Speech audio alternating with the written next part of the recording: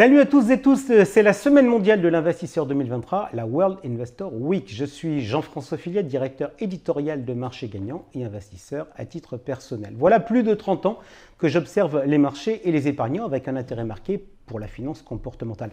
Grosso modo, ça dit que nous ne sommes pas rationnels et que nos comportements sont impactés par des biais. Alors, certains profitent de ce savoir pour vous exploiter jusqu'à l'os. Moi, je pense qu'il vaut mieux vous alerter. Un dernier mot d'introduction. C'est prouvé, les épargnants aiment garder les bons tuyaux pour eux, mais si vous pouviez liker et partager, ce serait sympa. Alors, de quoi parle-t-on aujourd'hui? Cette photo pas jolie, c'est ma cheville qui a du mal à cicatriser. Pourquoi vous la montrer? Parce que je n'ose imaginer quiconque me posant la question débile « Jean-François, as-tu envie de te péter la cheville ?» Vous non plus, j'imagine. Pourquoi vous parlez de mon pied?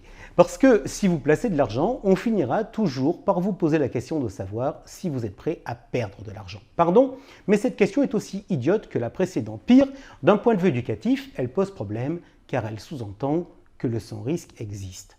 Faux, archi faux. Dans notre vie de tous les jours, on sait que le risque est partout. Risque de rater ses examens, d'être malade, de perdre son job. En placement, le risque est partout aussi, sous différentes formes et avec des probabilités plus ou moins fortes. Le risque le plus connu, c'est naturellement l'évolution de l'investissement.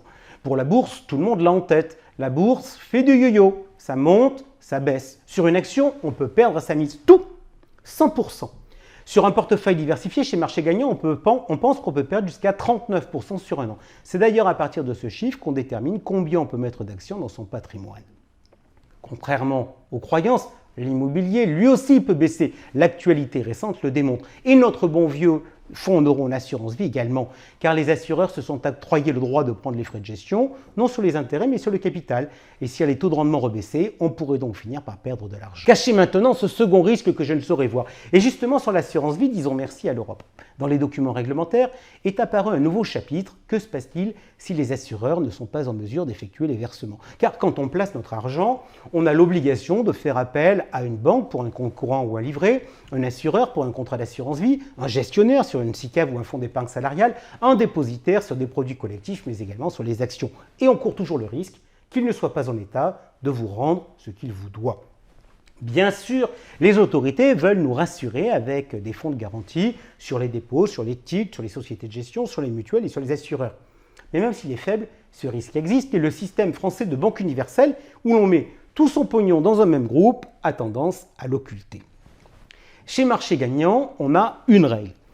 Une banque pour ses dépenses quotidiennes et ses crédits, et un ou plusieurs autres établissements différents pour ses placements. Bref, 2 établissements au minimum et 5 ou 6 au max, histoire de ne point s'y perdre.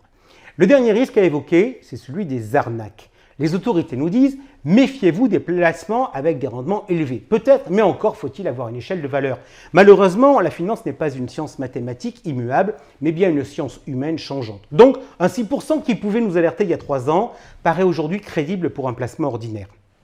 Les autorités mettent aussi des listes noires et des annuaires de sociétés agréées. Leur nom, GECO, Regafi, Orias. Le hic, c'est qu'il n'y a pas de registre unique, c'est donc un peu la galère pour s'y retrouver. Mon conseil, dites-vous que les escrocs ont une très bonne maîtrise de la finance comportementale et une réelle expertise de la manipulation. Alors quand on a des dollars plein les yeux, il faut toujours garder en tête que le sans risque n'existe pas, qu'il faut toujours chercher le risque et l'appréhender. Après, c'est du bon sens.